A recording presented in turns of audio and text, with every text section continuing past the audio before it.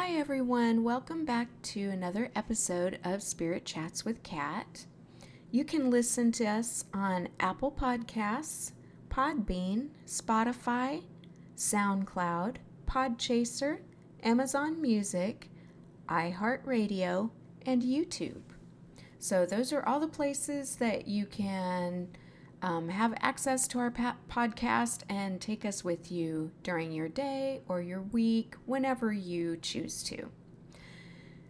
Okay, so on the last episode, we were talking about how this family gift that I have has affected how it affected my first marriage in the beginning. And also a vision that I had in relation to a possible second time that I pass away during this, this second life. I always feel like I lived my first life from age birth to when I passed. And if you listen to my Genesis episode, it talks about my passing and what happened in regards to that. And also the reason that I titled it My Genesis is because that passing and my subsequent return is what changed me. That changed me fundamentally as a person. So that's why I refer to that as my Genesis. That's when all of this began for me. And I always felt like, when I came back, after my return, that was my second life. So the vision that I talk about in the last podcast could very possibly be the end of my second life. Who knows? Only time will tell. But in that vision that I spoke to you about, I was wearing scrubs. So, and it was not long after that I actually did become a nurse. Now, today's podcast episode goes into some experiences that I had as a nurse. And continue to have. I have experiences to this day, but we're going to talk about previous experiences that I've had. So, I started out my career in geriatric nursing. And, that is where I experienced the incidents that occurred that ran parallel to my own death, as far as family, in relation to family members coming and not being recognizable necessarily, because maybe it was someone that you didn't know while you were alive. Maybe they'd passed on before. So these experiences ran parallel to that, and they confirmed for me that my experiences were not a one-off, that these things happen to other people as well. So I'm going to start out by telling you about a little friend that I had. She did not like to stay in her apartment whatsoever. And she would get agitated, if someone tried to take her back to her apartment in order to, go to the bathroom and things like that you need to do before you go to lunch or something like that. She would get very agitated, and her agitation would escalate throughout the day. So one day I was working her floor, and she was extremely agitated during this day, and eventually I got the call to come help with her. So I went to her and I just began to walk with her and talk to her and ask her, what's going on? I've seen your apartment. It's so cute in there. I absolutely love your apartment. Why is it that you don't want to be in there? And she, after some time began to tell me that she didn't feel comfortable in there because there were people in her apartment and she didn't invite them in. They just keep coming and they won't stop talking. And she was saying it's really loud in there. They just won't stop talking. And she didn't like to be in there. So I asked her, well, can we go to your apartment and you can show me what you're talking about? And at first she was adamant, no, absolutely not. I am not going back into that apartment. There's no way. And I just kept explaining to her, it would help me if I know what's going on so that I can help you. So finally she relented. And I told her, I'm going to be there with you. And I'm not going to leave you in there. We'll go in there. You can show me what it is that you have been, trying to tell people is happening. And then we'll just go to lunch and you don't have to stay in there. And that was the only way that she would agree to go into her apartment. So we went to her apartment and went inside.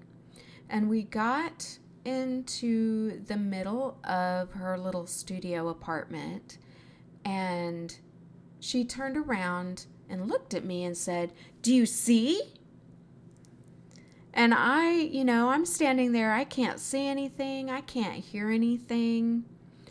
And so I really had no idea what she was trying to show me or what I was supposed to be hearing.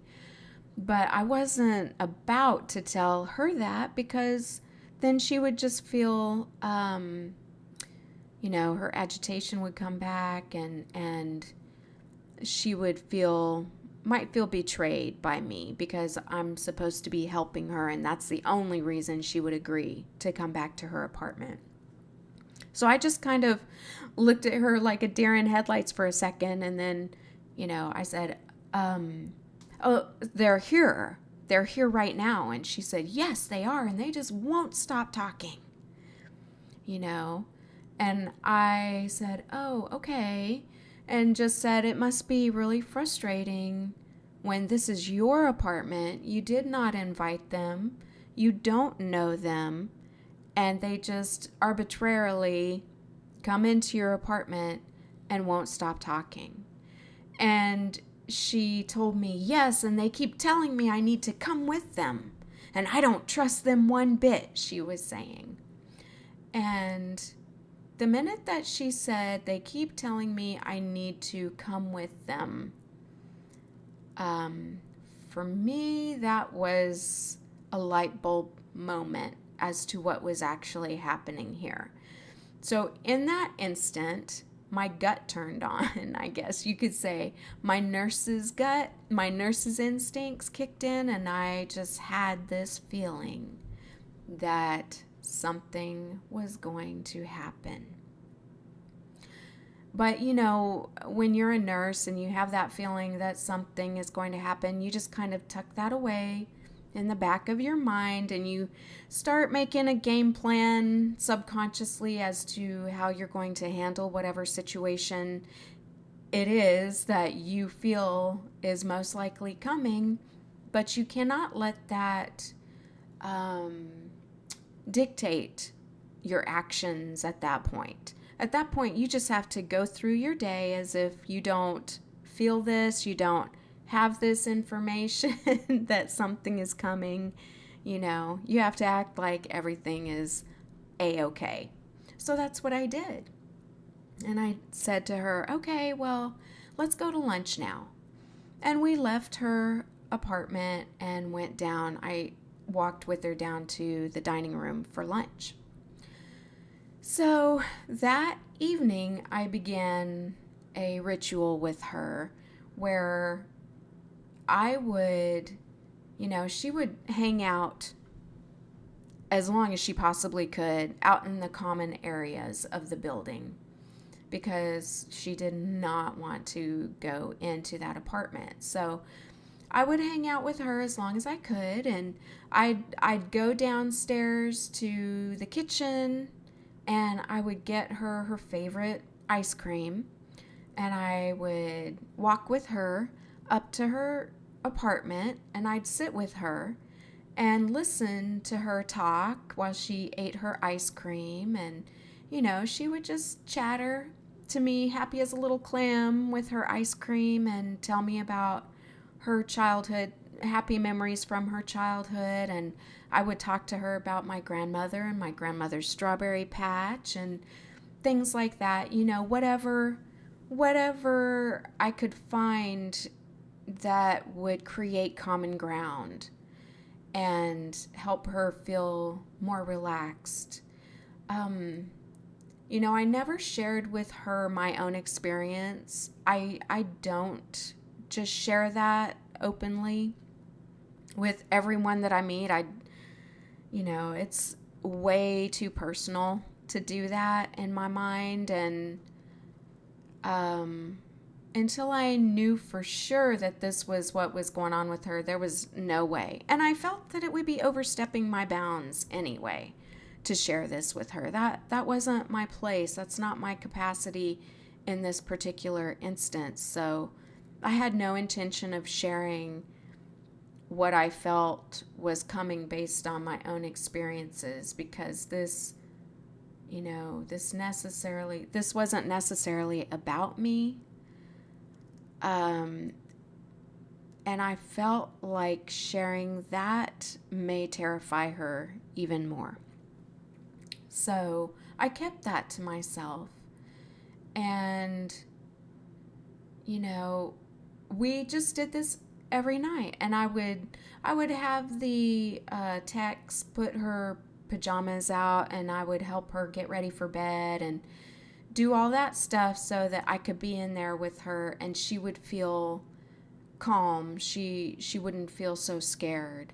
And then I would sit in there with her until she was about to fall asleep. And once she was about to fall asleep, I would get up and I would give her a hug and tell her good night and I'll see you in the morning, and then she would be okay. So we just did that every night for about 2 weeks or so.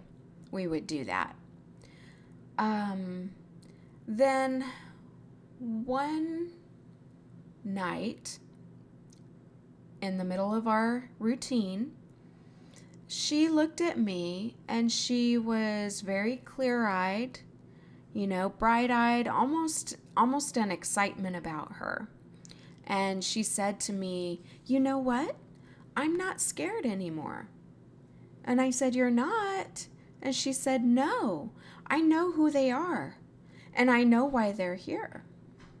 And I just, rather than prying, I didn't want to pry. I felt, maybe it's because of feeling like my own experience was so personal. I didn't want to pry into her personal experience, even though she was sharing it with me, So I just said, "Oh, okay."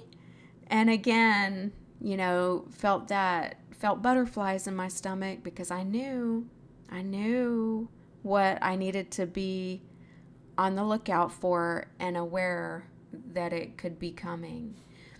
So I gave her a hug and, went down and wrapped up my nurse's duties for the evening and went home. Well, the next morning I was assigned to her floor as well. And I hadn't even, been able to get through report with the night shift nurse before I got a call that I was needed in her apartment. And of course I just had this feeling. I knew this was it. So I ran to her apartment, and sure enough, I came in, and I won't go into detail, but exactly what I thought was happening. And, I kept trying to talk to her and say, hey, honey, hey, what, talk to me, please. What are you doing? What's going on? And eventually, after all of that, she just sat up real straight, opened her eyes, and looked directly at me and said in the kindest tone to me, "It's okay. Don't worry. Everything's okay. I know where I'm going now." And then that was it. That was it. And I thought to myself, my goodness. So all the time she had been saying that people were in her apartment, they wouldn't stop talking. They kept saying, "You need to come with us." The reason that she didn't trust them was she didn't recognize them. They were not anyone that was alive when she was alive. It was not anyone that she had photos of that she remembered seeing growing up or anything like that. These were family, because why else would she say, "I know who they are now"? Why would she be saying to me the things that she was saying? And I knew that her experience had mirrored my own, by the fact that she was refusing to go, because that was the same thing that I did. I refused to go, and then the fact that she was like, "Oh, it's okay, I know," because at that point she knew who it was and she knew where she was going. And I think she went there and came back to tell me it was okay, and she went back. So, I think her experience mirrored my own.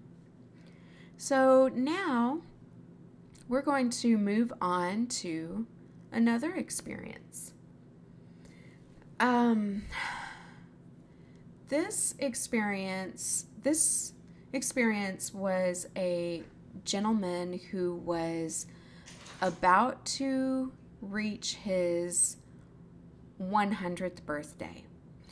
And this was going to be a big celebration. I mean, all his friends were preparing to celebrate. All the other residents were preparing to celebrate. His family was preparing to celebrate it. This was going to be a very big deal, as it should be if you reach 100 years old. And he was the type of man that might be excited about it, but he would kind of, he would play that down. And he would say, "I don't know what what all the hullabaloo is. I don't know why the big to-do over somebody. It's just another birthday," that type of thing. So, during this time, working on his floor, I was making my rounds to go peek in on certain people that needed reminders to go down to lunch and things like that. And I passed his door and I heard his voice. And he was speaking, having a conversation with someone, a full-on conversation. And at that point, I thought, okay, he's on the phone with family, or he's watching TV or something. And I went about my business. And then coming back by there, I still heard him talking. So I thought, oh, well, let me peek in here and see if he needs me to bring something up for him to eat, or if he's planning on going down to the dining room, and maybe he's just not aware of what time it is because he's got company or he's watching the TV or something. So I knocked on the door and he told me come in, and he's just sitting in his recliner in his apartment, just sitting there.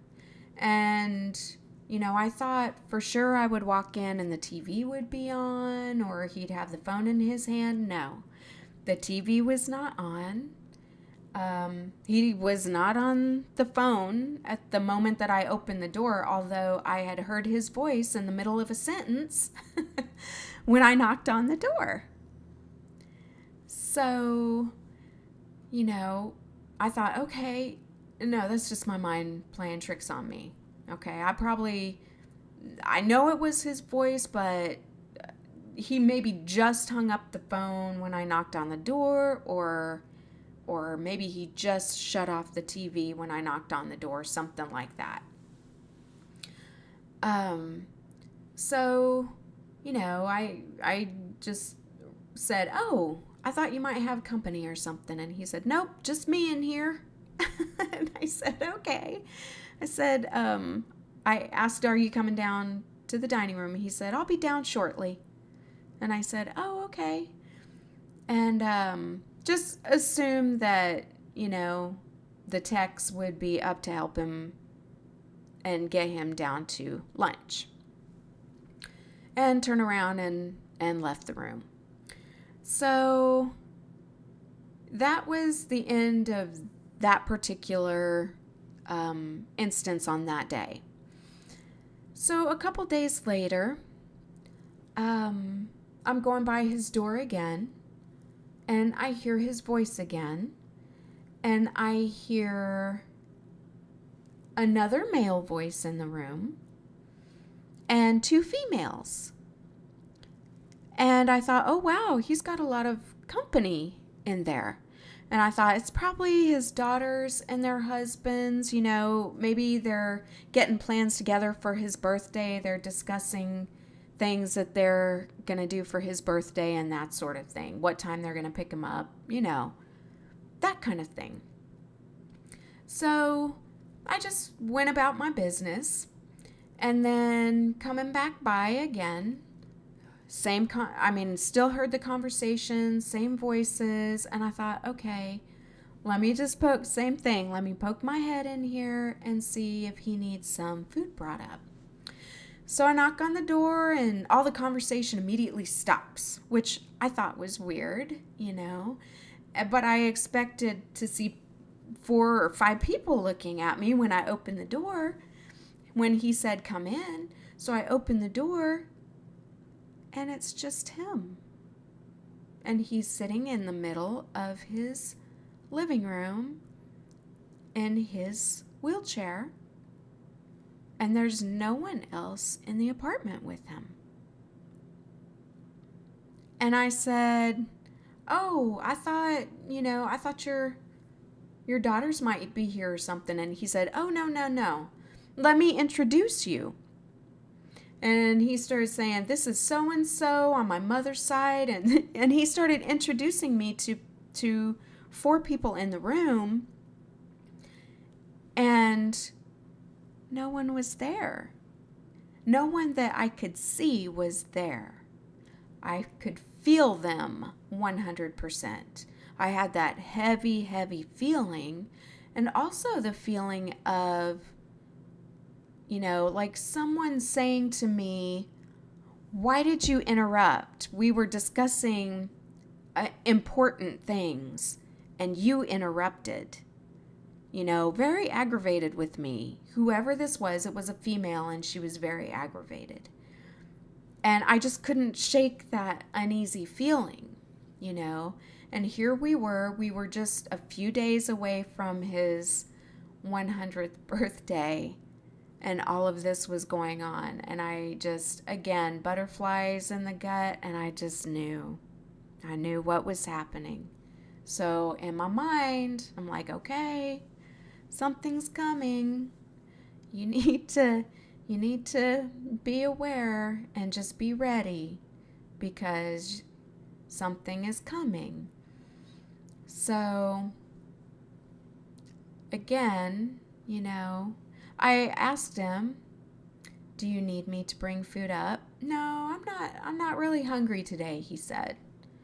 And I said, "Okay, are you sure you don't want to go down to the dining room?"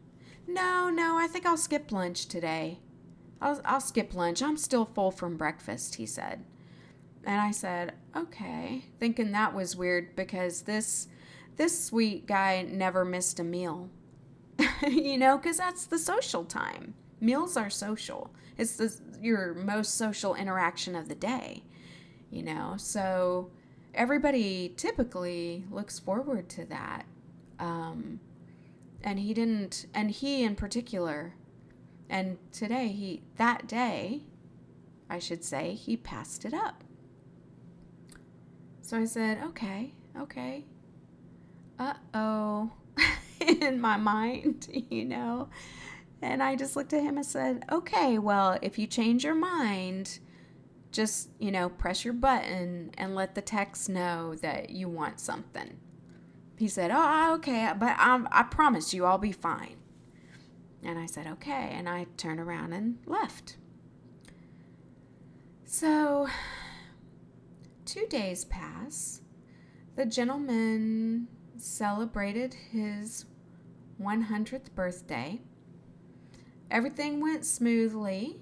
And I thought, whew, good, okay. It's probably just my imagination, I'm letting things get to me, and I'm bringing in my own experiences to correlate with whatever's happening here, and it's not really, I can't do that. I need to separate myself. Don't make this a personal thing, on and on and on and on. So a day after his birthday celebration, it was about, I would say, maybe 5 o'clock it was late afternoon, early evening. And I got the call to get to his apartment. And of course I went running. And exactly what I knew was coming was happening. So, of course, I, took care of everything that I needed to take care of as far as that situation went. But, again, I recognized the fact that his experiences were correlating to my own. Yeah. And that validated, those two experiences validated what I had experienced myself. It wasn't that my experiences were a one-off, or that I was the family weirdo in that sense, At least in one sense, I wasn't the family weirdo. But, it really validated my own experiences and my own thoughts about this is what happens, especially when I walked in the room and he started introducing me to family, and there was no one there that I could see. And then the female's voice in my head, giving me what for because they were discussing important business and I interrupted. And whoo, she sure was talking down to me. Woo! And giving me what for. And, I felt that there must have, because this went on for probably a period of 2 weeks, I felt that he took some convincing. And if I know this sweet gentleman, he really did take convincing. Because if it was going to be done, it was going to be done on his terms. So now we're going to move on from those experiences to another experience that I had. I was working the swing shift, and a nurse that works the swing shift, she comes in partway through the day shift, and she'll work partway into the night shift. So, she's kind of she's helping out during the day and during the early night shift, I should say. And I was working that shift.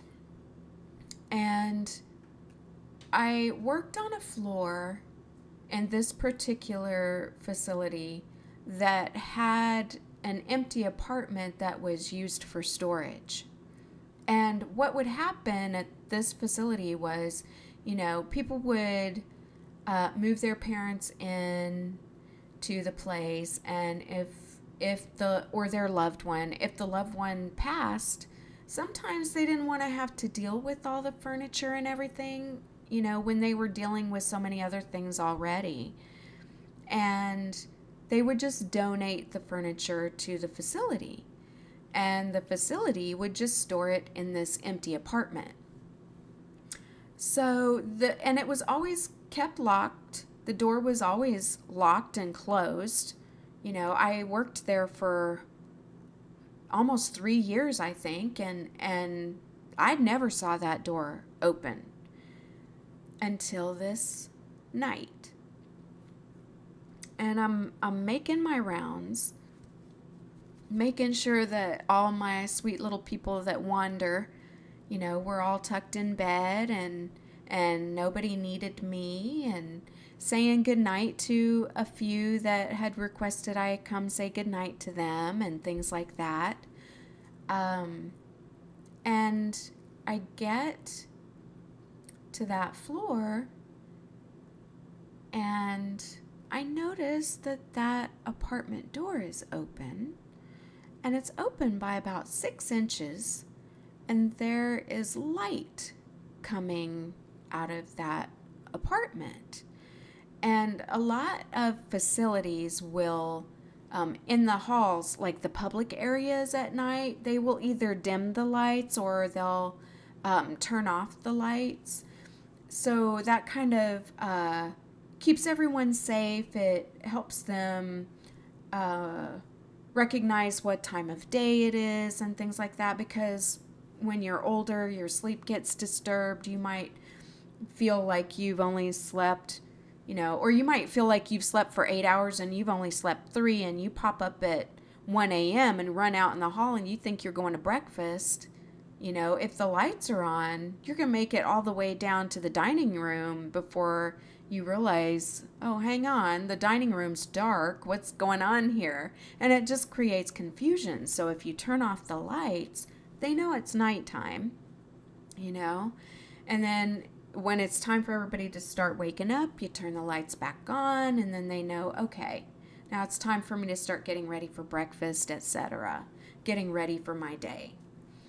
So this place had the lights dimmed, very, very dim, so that you could just see enough, the staff could see enough to get around, but also the residents would know that it was time to be in bed or in your apartment or whatever. It wasn't time to be out and about in the common areas, so that people could get sleep. And those located near the common areas wouldn't be disturbed by groups, in the common areas. So I'm going along this hallway in the mostly dark, and I see this door open and light coming out of the apartment. And I thought, that's super weird, And at this point in time, I'm the only nurse in the building because day shift goes home at 3 and night shift doesn't come in until 8 or whatever it is, So I'm the only one in the building. And so I go over and I slowly open that door, expecting to see someone there. And what I actually see, first of all, when you come in the door, there's a little vestibule, okay? And you've got a long wall on your left, and then on your right, you've got a short wall that ends about 3 feet in, and the rest of the apartment opens up to the right, and around the corner is a bathroom. So that's how these this particular apartment was laid out. So I open the door. I'm expecting to see someone there. I look up and I see a small figure jump back behind the short wall around the corner. And while I recognize that was not a person that I just saw, I'm also trying to convince myself that is a person that I just saw. Because, you know me.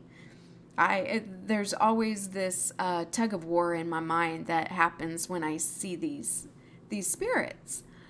So, and this spirit was a shadow person, only it wasn't the dark, it was gray. And it was about the size of a small woman or a child, like maybe a 12-year-old child. And it was just their head and shoulders kind of peeking out, one leg peeking out, and a hand on the wall. And the minute that I saw it and it saw me see it, bam, gone back behind the wall. So I say, hello, and I come into the apartment and around the corner. And I'm totally expecting to see someone, and I see no one, but I feel that heavy feeling of someone in my personal space that I can't see. And in this apartment are two big armoires. So I go check both of those to make sure there's no one in them. And of course, open them up. They're both empty. And so I'm like, okay. I know what's happening here, but I need to make sure that what I think is happening is really happening. So I see the bathroom, and the bathroom door is cracked open maybe a foot, and the light in the bathroom is on. So I go into the bathroom, open the door.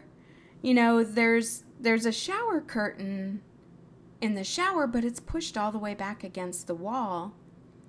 And there is no one in that bathroom. No one in the linen closet. No one under the sink. There is no one in this apartment. So I knew what was happening, and there was no way I was going to turn off that bathroom light. So I just left that light on and hightailed it out of there. I did not run, but I did briskly walk out of the apartment. I locked the door behind me and shut it. And I always felt like every time that I passed that apartment from that point forward, I had that heavy feeling. And I feel like whoever it was that was in there most likely was attached to a piece of furniture in there. And, even after they cleared that apartment out and moved someone in there, I still had that feeling. Every time I would visit that apartment to take care of the person that lived in there, I just was so uneasy. So uneasy. And, there were things that I cannot go into that happened in that apartment and in the apartment directly below it on the first floor that I won't get into. But I wondered if whoever it was that I saw may have been involved in the things that occurred in those two apartments. But that, again, that's something that I will never have the answer to, because whoever it was in that apartment, that's not anyone connected to me, so I don't expect that when I do pass, I'll see them. That's someone else's loved one, someone else's kinfolk, if you will. Okay, so now we're going to move to a different time in my career. I had moved from being a geriatric nurse into being a pediatric nurse. I absolutely love being a pediatric nurse. It was something that I was afraid to do because I knew my heart would always get the best of me when I got into pediatric nursing, and I just can't help myself. I fall in love with every single one of these little people that I care for. I mean, they are the sweetest, bravest. Oh my goodness, these little people are so brave, and they teach me so much. And if we pay attention, they can teach us so much. They are much braver and stronger than we give them credit for. And then that, stronger, braver, and more willpower than we have ourselves as adults. So, I just absolutely love it. So at this point in time, I got the opportunity to switch over to pediatric nursing. And in my capacity, I would end up being in people's homes for significant amounts of time. I do have to say that there is a connection when you are a person that has passed, at least at a young age. I've not met another adult yet that that I've shared my story with and that has shared their story with me face to face, as far as passing. So I'm not sure if we would have. Oh wait, that's not entirely true. Wait, I do know someone, and she's precious to me. And she and we did have that immediate connection. So I think I can say that if you are someone that has gone through that, you just have an immediate connection with another person that's gone through that. Without even talking about it, you connect on some level. I don't know if our auras are hugging each other or what it is that's happening, but there's an instant connection. And with a lot of these sweet little people, I have felt that connection. So, I could kick myself for taking so long to go into geriatric nursing. But I didn't want my heart to be broke. I didn't want that to happen. So anyway, let me move on, and I'm going to tell you about a couple of things that I've experienced. There are times that I will be in a home, and it will be myself and a patient, and I will hear the sound of someone rustling through papers. Like that rustling sound. If you're digging through paperwork, that sound. And I'll hear that. And I was in a particular home, and I was hearing that, and it was coming from another room, and I made my way to that room expecting someone to be in there, and I opened the door, and as soon as I opened the door, it ceased. It stopped immediately as soon as I opened that door, and there was no one there whatsoever. And I thought, okay, maybe there's a fan on in here or something. Check the ceiling fan. Nope, it was off. no other fans in the room. So I had no idea why that was occurring, or, where that, I knew what room it was coming from, but I couldn't see anything that would be doing that. So, immediately, as soon as I encounter a situation that involves a spirit, I get the butterflies in my stomach, because I know I'm going to be surprised by something eventually, And I don't know. Someone help me understand why I am surprised by it and I get the butterflies when I know it's going to happen. I don't understand why I feel like that. Is it just, like, what am I preparing for?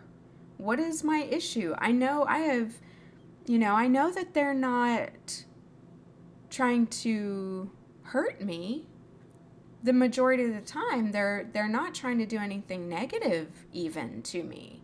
The majority of the time, my interactions have been so sweet. So why am I not excited? Why am I like, oh no, Maybe when I open the comments up at the end of this podcast series, somebody out there can explain that to me. So, I would go sit back down in the room with my patient and get back to my notes. And as soon as I did, there would start the rustling through paperwork and things like that again. And again, I probably 3 times got up and went to see, if somebody was there. Okay, was I wrong? Was there somebody in the bathroom or something? Did they just get up and go in the bathroom, when I pushed open the door? And no, nobody was home. No one was home. And one particular day, I'm sitting in the room with my patient, and this place was 2 stories, and there were stairs that went up. You come in the front door, and immediately in front of you were stairs, and there was a hallway that went to the left. You come into the living room, and there was a hallway that went to the left, and that's where I was, down at the end of that hall. And so I'm sitting down there, and the doors are all locked. I always, as you all know, everywhere I go, if it's just me or me and my patient, the doors are all locked, because I'm not trying to get surprised by a human being. I get surprised enough by spirits, in those situations. So, I'm sitting there and my patient is napping, and I hear thump, thump, thump, thump, thump, thump, thump, thump down the stairs. And so I'm like, oh, okay. And the door's open, the room that I'm in, I always have the door open, and the front door did not open and close. And a lot of times, they wouldn't have their key because they knew I was there. So they would just ring the doorbell, or they wouldn't dig their key out of their purse because they knew I was there. So they would just ring the doorbell. I would jump up and run out and open the door for them. So no doorbell ringing, no nothing. And I go out there and I look, and no one's there. So I peek out in the garage expecting I'll see a vehicle. No. I look out in the yard expecting, look out at the street, which ran in front of the house, expecting to see a vehicle. No vehicle there. So no door opening and closing. no garage door opening and closing, no doorbell. I look at both doors and, other than me peeking out, when I went to peek into the garage, that door was locked. The screen door or the sliding glass door in that same room was locked when I had locked it, and the front door still locked. So why would I hear footsteps, heavy footsteps running down the stairs? So, that was just one incident in that particular place, but I always felt that heavy feeling there as well,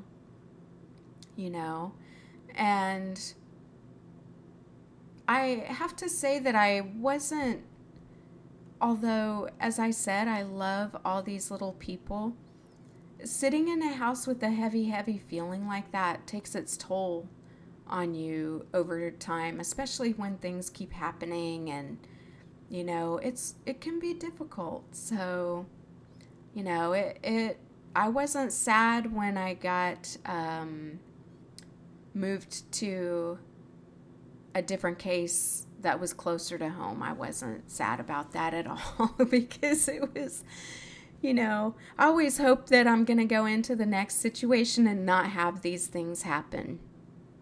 Silly me, right? So now, not too long after that, I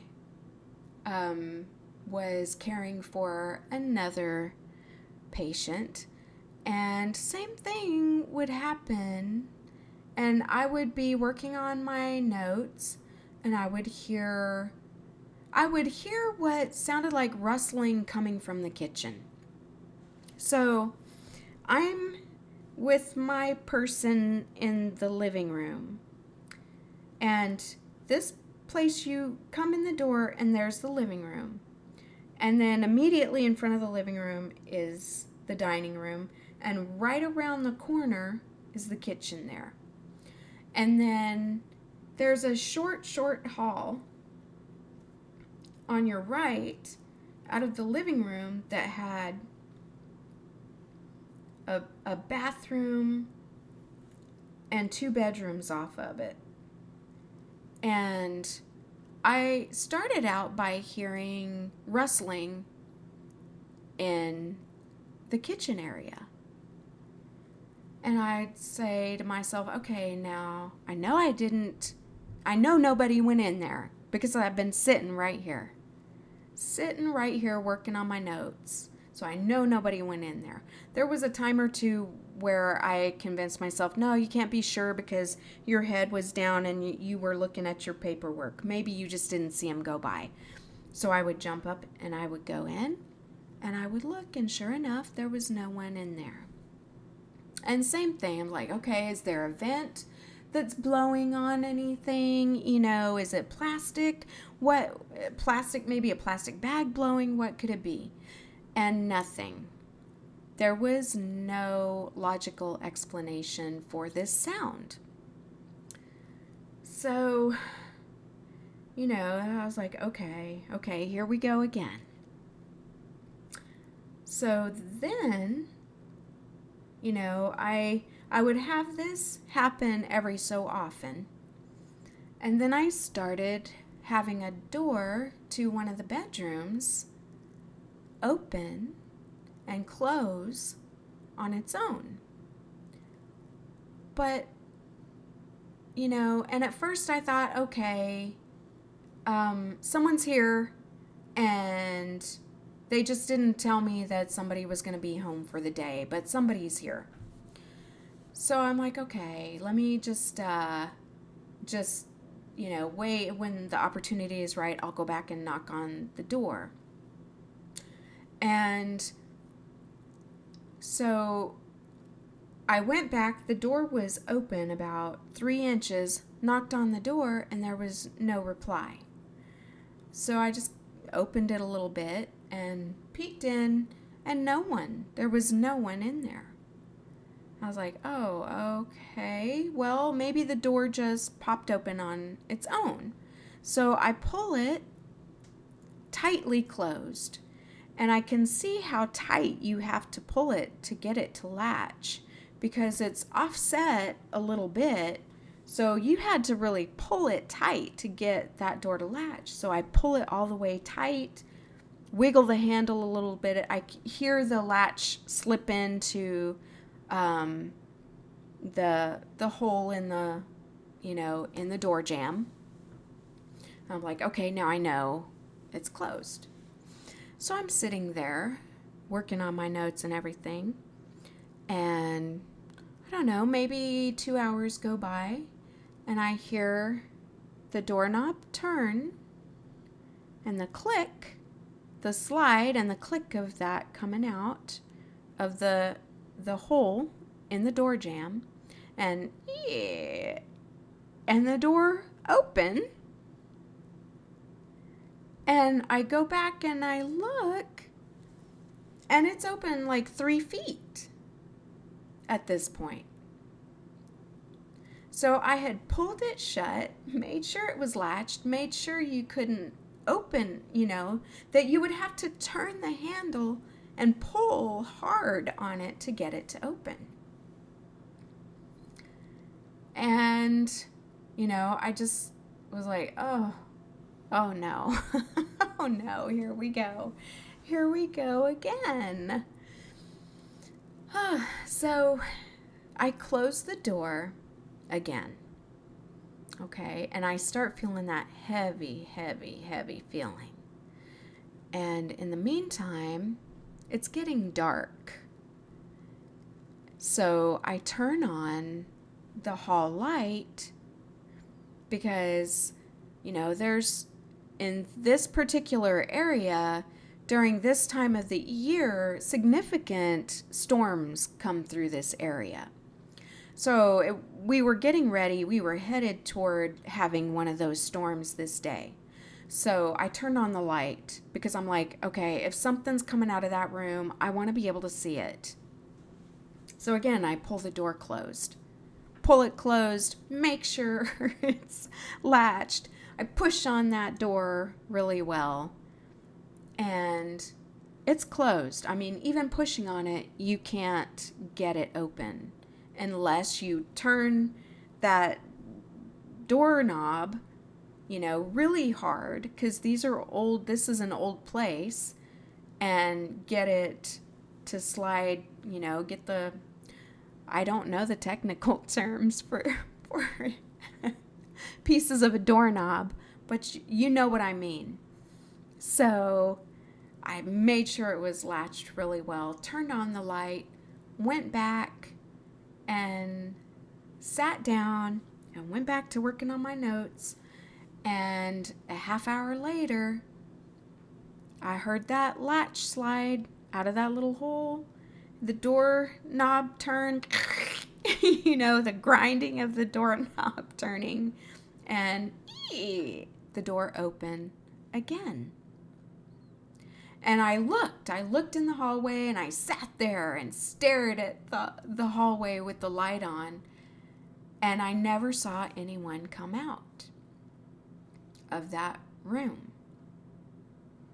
So I, at that point in time, was just like, okay, I'm just going to deal with it. This is what's happening here. I'm not going back there to close that door. Whoever it is probably getting sick of me closing the door that they keep opening. So I'm just going to leave it be. I'm not going to poke that bear anymore. So I just was like, I'm going to focus on my patient. So I got busy and, I started reading to the patient and interacting, got my focus off of what was happening there, and distracted myself by, interacting with my sweet little person that I was taking care of. So that was that day. And several months went by and all I heard was the rustling. And because I never tried to close that door again, I never had to deal with the door opening and closing, but I always made sure that that hall light was turned on just for my own peace of mind. Even though, if something was there, I wasn't going to see it anyway, whether the light was on or off, unless they choose to show themselves to me. And I'm not there to ghost hunt. I'm there to take care of my patient. I'm not there to interact with spirits. I'm there to take care of my patient, and that's what my focus is going to be. So rustling in the kitchen and things like that, I was just like, I would just say, oh, hey, how's it going? in my head, when I would hear that. And so at one point, there was on the dining room table. So as I said, you walk in and there's the living room. And maybe 3 feet from the living room couch where I am with my sweet little person is the dining room table. And on the dining room table was a large bag of medical supplies. And it was a clear bag. It was a large clear bag of medical supplies. And this particular day, I kept hearing that bag rustling. Just rustle, rustle, rustle, rustle, And at one point, I got up and I went over and I checked the bag out really well to make sure that, maybe I'm like, let's just make sure that there's no mouse or bug or something like that in this bag that could be making that rustling sound. So, of course, checking up above, ceiling fan's not on. There's no vent in that area, that would cause the bag to rustle.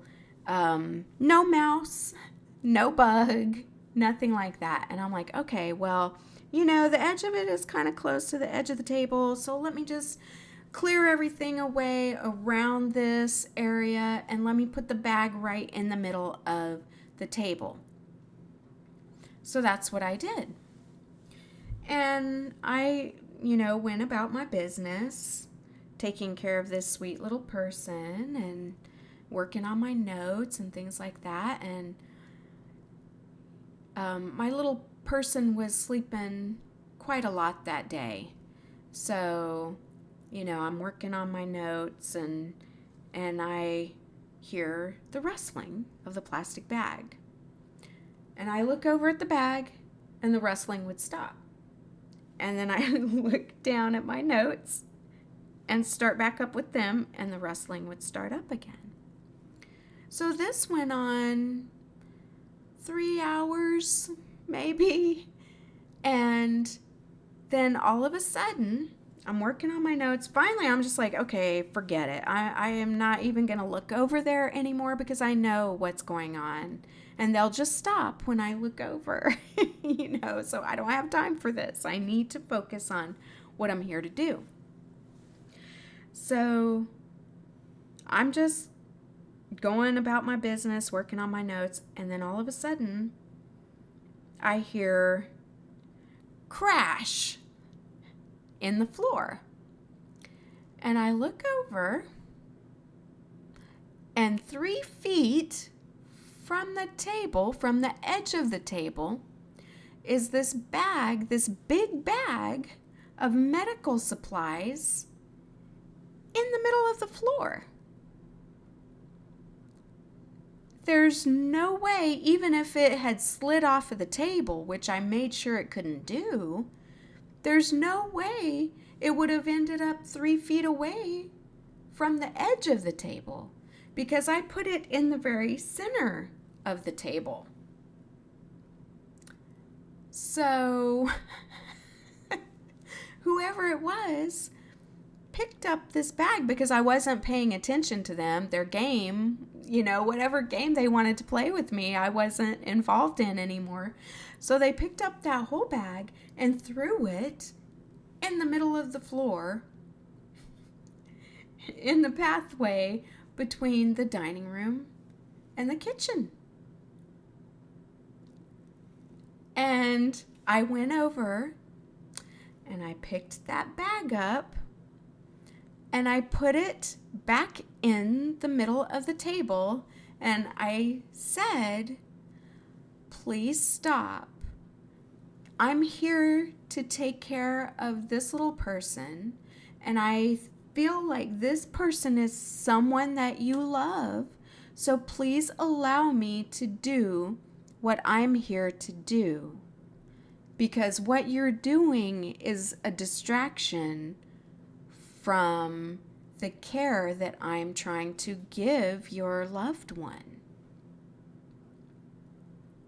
And as soon as I said that, all of that activity just stopped. No more of that activity. So I knew that I was correct. Whoever it was someone that loved this little person. And when I put it to them in the sense that you're distracting me and I need to be able to do this, you have to let me do it. And to the best of my ability. And what you are doing is keeping me from giving this person the best quality care I can because you're a distraction. And once I put it to them that way, they stopped because they understood and they knew that was right. So this is why I say that you can communicate to them. Once I knew that there was a spirit that loved this little person in this home, if I felt uneasy about the status, then I would ask this individual to watch over this sweet little person that we both cared about, and I really do feel like they did. There were times that I would go home and be feeling like, oh no. And I would go back in and everything would be okay. And I would think to myself, how is everything okay? because it shouldn't have been, but I asked the loved one to watch over this person, and I 100% feel like they did. Now, there have been other times as well that I would be taking care of a sweet little person and I would be concerned about an illness or something that they were having, and I would ask my ancestors, I would say, I can't be here. I'm not supposed to be back until Monday. Please watch over this sweet little person because they deserve to be here just as much as anybody else does. Please watch over them and take care of them when I can't be there. And I really feel like they did, because I would come back in on Monday and I would be expecting, on my assessment to come across all kinds of things that I would need to deal with, and my assessment would be the complete opposite of that. And I would just say, thank you guys so much. Thank you so much for watching over this little person, and that's why I say, when I'm in a home and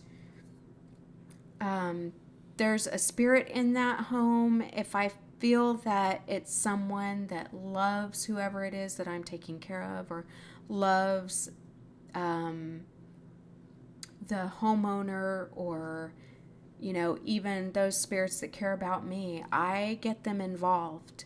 I get them involved in watching over, and caring for myself and these little people, I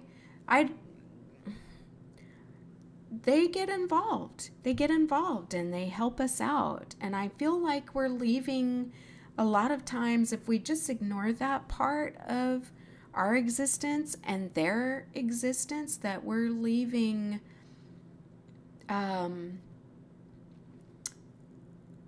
part of the group out. Part of this group that loves and cares about everybody here on this planet, we're leaving them out. Because just because we can't see them with our eyes, or they don't take the shape or form that we want them to, we cut them out. Nope, you don't look like I want you to. Gone. That's not fair.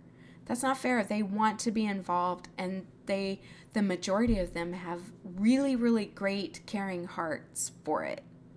So anyway, those are just some of the experiences that I've had as a nurse. It does not nearly come close to being all of them.